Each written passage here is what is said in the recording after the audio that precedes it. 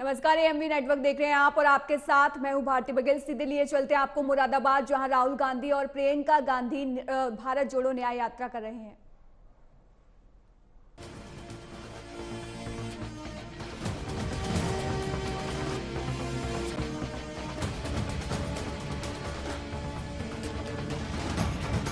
ये तस्वीरें आपको मुरादाबाद की दिखा रहे हैं। देखिए किस तरीके से राहुल गांधी और प्रियंका गांधी यहाँ पर भारत जोड़ो न्याय यात्रा कर रहे हैं और काफी भीड़ यहाँ पर तस्वीरों में आप देख सकते हैं किस तरीके से जो राहुल गांधी का काफिला है वो मुरादाबाद से होते हुए गुजर रहा है और तमाम जो पार्टी के कार्यकर्ता हैं वो वहाँ पर मौजूद हैं और साथ ही साथ मुरादाबाद की जनता भी यहाँ पर राहुल के काफिले में साफ दिखाई दे रही है। सीधी तस्वीरें आपको ये मुरादाबाद से हम आपको दिखा रहे हैं। देखिए जहाँ पर राहुल गांधी की भारत जोड़ो न्याय यात्रा पहुंच चुकी है और आज उनकी बहन प्रियंका गांधी भी उनके साथ नजर आ रही हैं।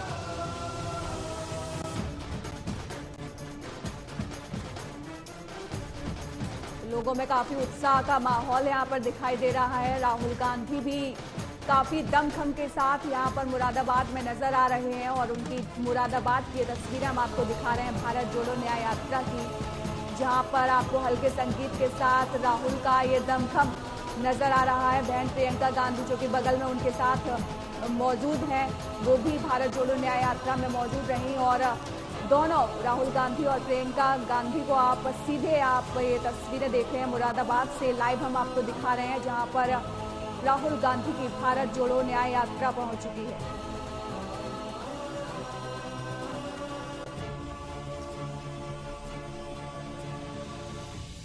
पिछले दिनों हमने आपको दिखाया किस तरीके से राहुल गांधी की भारत जोड़ो न्याय यात्रा हर एक राज्य से होकर गुजर रही है और अब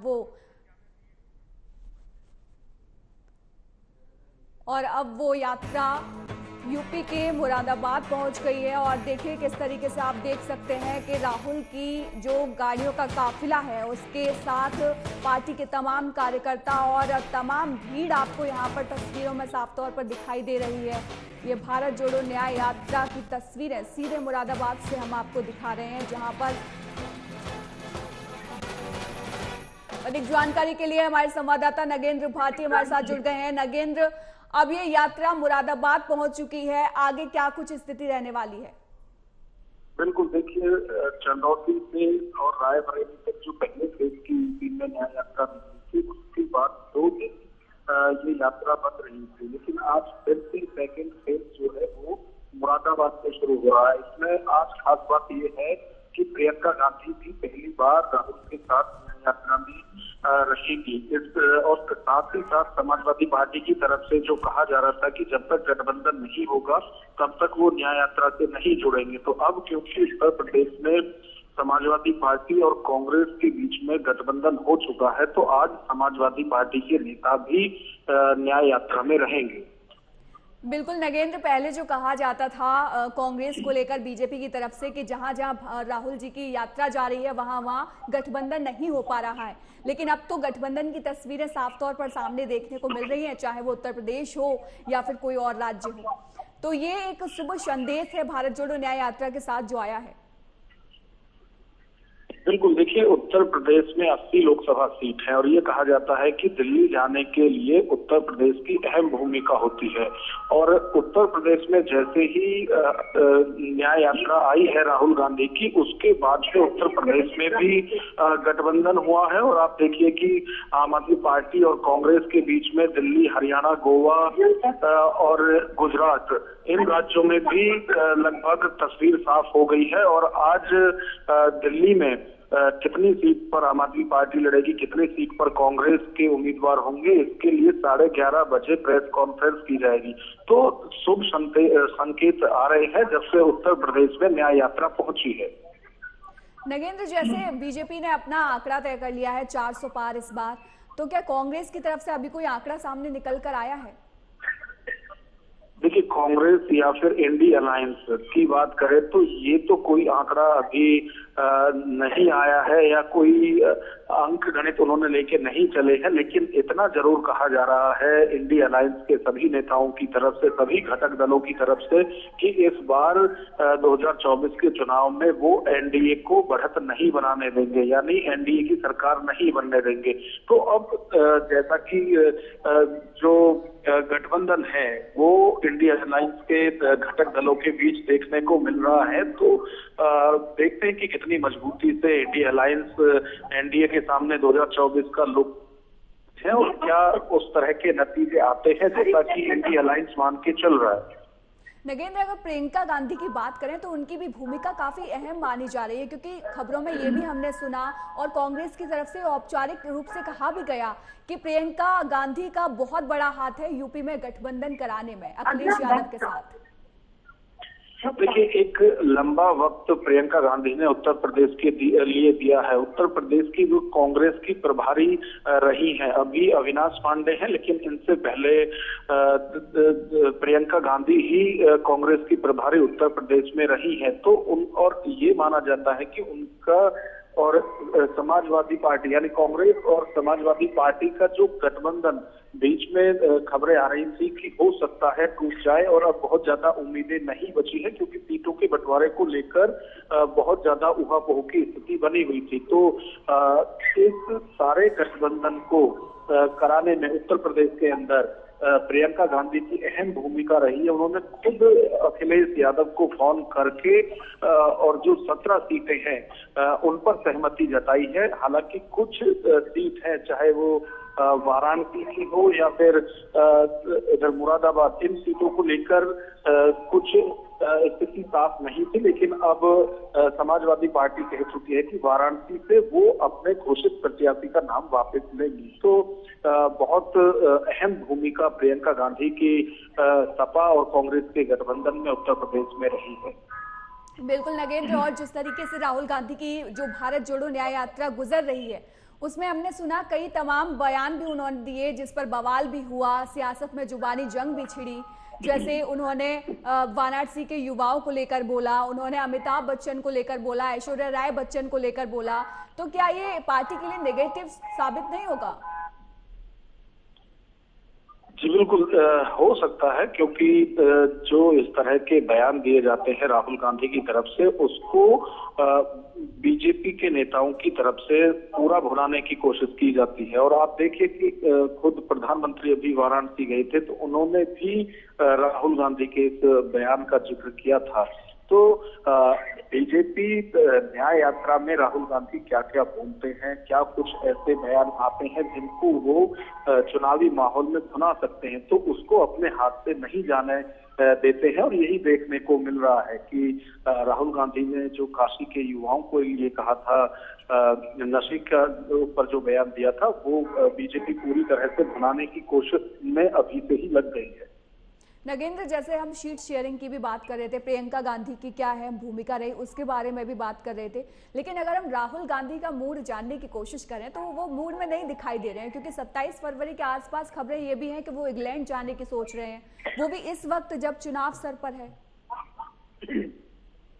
देखिए, हो सकता है कि उनका ये पहले से कोई प्रोग्राम रहा हो, क्योंकि जो न्याय यात्रा है ये मार्च तक चलने वाली है। अब इसमें ये पार्टी की तरफ से शुरू से ही नहीं कहा गया था कि ये लगातार चलेगी। अभी आप देखिए कि पहले भी वो वायनाड से के उधर बीच में छोड़कर वो आ गए थे और दिल्ली आए थे जब सोनिया गांधी की तरफ से राज्यसभा का नामांकन किया गया था। अभी बीच में भी 2 दिन बंद रही है, तो हो सकता है कि पार्टी का ये पहले से ही कार्यक्रम रहा हो, उसी के चलते हुए वो बाहर जा रहे हों। लेकिन न्याय यात्रा उनकी 2024 के मार्च तक चलने वाली है। नगेंद्र, जब ये इंडी गठबंधन बना था तब अंदेशे ये भी लगाए जा रहे थे कि ज्यादा देर तक नहीं चलेगा, और बीजेपी की तरफ से भी साफ तौर पर कहा गया था कि ये लोग हार जाएंगे जैसे पिछली बार हारे थे। लेकिन उत्तर भारत में भी जो तस्वीरें हैं वो साफ नजर आ रही हैं, दक्षिण भारत में भी हम देख रहे हैं लेफ्ट और कांग्रेस का अच्छा खासा वहां पर वजूद है। तो क्या इस हिसाब से ये पूरा अंदेशा लगाया जा सके कि इस बार चुनावों में कुछ अलग तस्वीर देखने को मिल सकती है इंडी गठबंधन के साथ?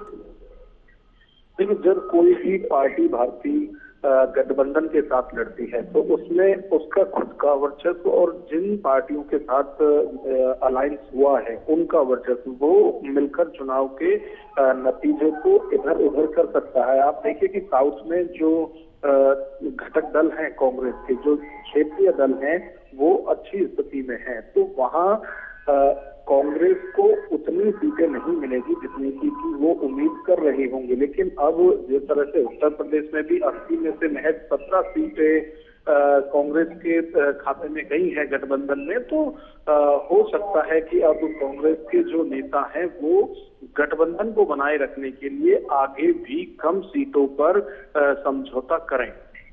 जैसे हमने नगेंद्र बीजेपी का स्ट्राइक रेट देखा, पिछले अगर चुनावों की बात करें तो 8 राज्यों में उसका 100% स्ट्राइक रेट था। तो बीजेपी की चुनौतियां तो बिल्कुल अलग हैं, लेकिन क्या हम कांग्रेस के साथ ये कल्पना कर सकते हैं कि इंडी गठबंधन की स्ट्राइक रेट 100% होने के किन किन राज्यों में आपको चांस लग रहे हैं? अभी इस तरह का कांग्रेस के साथ तो कम से कम नहीं लग रहा है, लेकिन जो घटक दल हैं यदि उनकी बात करें तो जहां उनकी पकड़ अच्छी है और प्लस कांग्रेस का भी अपना वोट बैंक होता है, तो यदि ईमानदारी से घटक दल सभी साथ चले तो कई जगह स्थिति ऐसी हो सकती है। आप 2019 का चुनाव याद कीजिए, उत्तर प्रदेश में सपा और बसपा का गठबंधन था, तो जो सपा का वोटर था उसने तो बसपा को वोट किया, लेकिन जो बीएसपी का वोटर था वो पूरी तरह से समाजवादी पार्टी के साथ नहीं गया। और आपने देखा कि जो नतीजे थे वहां बीएसपी की 10 सीटें आई और समाजवादी की 5 सीटें आई। तो यदि पूरा वोट बैंक एक साथ रहे तो निश्चित तौर पर कई जगह ऐसी स्थिति इंडिया अलायंस के पक्ष में भी आ सकती है। बिल्कुल नगेंद्र, आपने जैसे बसपा का जिक्र यहाँ पर किया, अब हम यूपी में देख रहे हैं कि ये मामला दो तरफ से कभी नहीं है, इंडिया गठबंधन और अगर हम बीजेपी आमने सामने है ये तो कह ही नहीं सकते। अब ये मामला त्रिकोणीय मामला नजर आ रहा है, क्योंकि बीएसपी बिल्कुल अलग है और भी पार्टियां हैं जो इंडी गठबंधन के साथ नहीं है, इधर इंडी गठबंधन और बीजेपी, यानी कि पूरा मामला अब त्रिकोणीय मामला नजर आ रहा है। देखिए भारतीय जी, यूपी में बात करें तो बीएसपी की चाहे 0 सीट रही हो लोकसभा चुनाव में या फिर 20 सीट रही हो, उसका वोट परसेंट 20 से 21% रहा है। तो आप मान के चलिए कि यदि, जैसा कि अभी भी उम्मीदें लगाई जा रही हैं कि उत्तर प्रदेश में बीएसपी के साथ समझौता हो सकता है, तो यदि आप मान के चलिए कि 20% जो वोट हैं वो बीएसपी की है और इतनी ही लगभग एसपी की है और प्लस कांग्रेस, तो अगर ये सब मिलते हैं तो बीजेपी के लिए स्थिति घातक हो सकती है, क्योंकि जिस तरह का अभी मान चल रहे हैं फिर उतनी आसान स्थिति उत्तर प्रदेश में नहीं होगी। लेकिन इसकी उम्मीदें कम ही मानी जा रही हैं, क्योंकि बीएसपी सुप्रीमो साफ तौर पर कह चुकी है कि वो इस चुनाव में किसी के साथ गठबंधन में नहीं रहेंगी, वो अपने दम पर चुनाव लड़ेंगी। नगेंद्र, हम ये भी देख रहे हैं कि आगरा में अखिलेश यादव शामिल होने वाले हैं भारत जोड़ो न्याय यात्रा में राहुल गांधी के साथ, तो आगे के चुनावी समीकरण को आप किस तरीके से देखते हैं? देखिए, ये बहुत जरूरी हो जाता है जिस वक्त की समाजवादी पार्टी और कांग्रेस अब गठबंधन में है उत्तर प्रदेश में, तो जितना एक साथ कार्यक्रमों में रहेंगे उतना ही ज्यादा जो कार्यकर्ता हैं उनके मन पर छाप रहती है कि दो वरिष्ठ नेता एक साथ पार्टी के हैं। तो अभी ये भी जो समीकरण है उससे भी तय होंगे कि किस पार्टी से कौन सी सीट पर किस तरह का प्रत्याशी उतारा जा रहा है। खासतौर से इसमें हर क्षेत्र में अलग अलग, कहीं मुस्लिम बाहुल्य है, कहीं जातियों के आधार पर है, तो उस आधार पर टिकट यदि होते हैं और जैसा कि अभी तो साफ साफ दिखाई दे रहे हैं, लेकिन बीच में कोई बयानबाजी ऐसी ना हो जिससे कि दोनों ही संगठनों के लिए, दोनों ही पार्टियों के लिए स्थिति खराब हो। तो अब इसमें ना सिर्फ साथ दिखना है बल्कि बयानों में भी कोई ऐसी लूज टॉक ना हो, जिससे कि स्थिति आगे फिर से खराब हो सके। बिल्कुल नगेंद्र, आगरा की हम बात कर रहे हैं। आगरा में 2 सीटें लोकसभा और 7 सीटें विधानसभा की हम दिखाई पड़ती हैं हमें बीजेपी के पाले में। तो ये स्थिति को किस तरीके से बदल सकती है ये अखिलेश यादव और राहुल गांधी का जो गठबंधन हुआ है यूपी में? बिल्कुल, देखिए अब मैंने कहा ना, अब ये प्रत्याशी के ऊपर है कि वो किस तरह का प्रत्याशी चाहता है, क्योंकि एक तो दोनों ही कांग्रेस और एसपी दोनों के अपने अपने वोट बैंक हो गए। उसमें भी यदि प्रत्याशी कोई ऐसा मैदान में आता है जिसकी अपनी छवि हो, तो उस आधार पर नतीजे बदले जा सकते हैं। तो कोई बहुत ज्यादा मुश्किल नहीं है, लेकिन इसमें यही है कि अब लगातार इलेक्शन मोड में समाजवादी पार्टी और कांग्रेस दोनों के नेताओं को रहना होगा। अब अगर चुनाव तारीखों का इंतजार किया जाएगा तो फिर स्थिति उतनी सहज नहीं होगी जितनी की गठबंधन मानकर चल रहा होगा, क्योंकि आप देखिए कि बीजेपी के छोटे से बड़े नेता पिछले 5 से 6 महीने से इलेक्शन मोड में है। हर जगह कई बार जो बड़े नेता हैं वो भी पहुंच चुके हैं, तो उसका इम्पैक्ट होता है। तो ये सब रणनीति इसी तरह से गठबंधन के नेताओं को भी हर लोकसभा क्षेत्र में लानी होगी। नगेंद्र, जैसे आपने प्रत्याशियों की बात की, इसी तरह अभी चर्चा में आया था कि अखिलेश यादव जो है वो राजा भैया से मुलाकात करने गए, उनको सपा में आने का उन्होंने न्योता दिया है। तो इसको कैसे देखते हैं आप?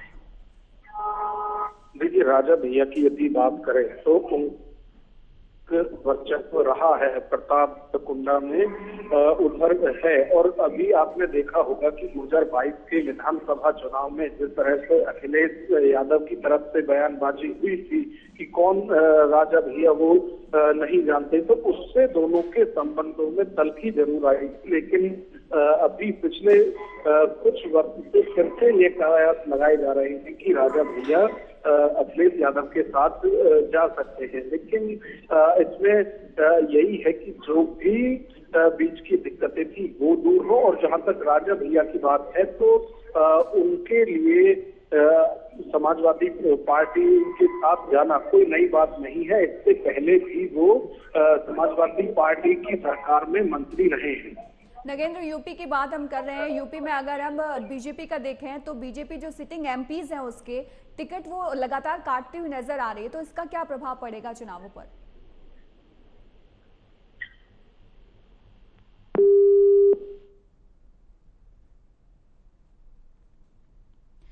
तो ये तस्वीरें हम आपको मुरादाबाद से भारत जोड़ो न्याय यात्रा की दिखा रहे हैं।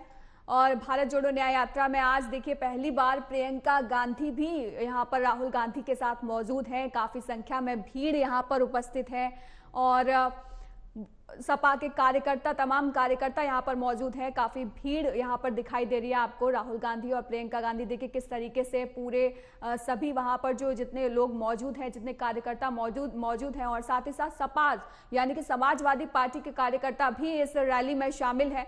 ये एक अच्छी खबर है इंडी गठबंधन के लिए।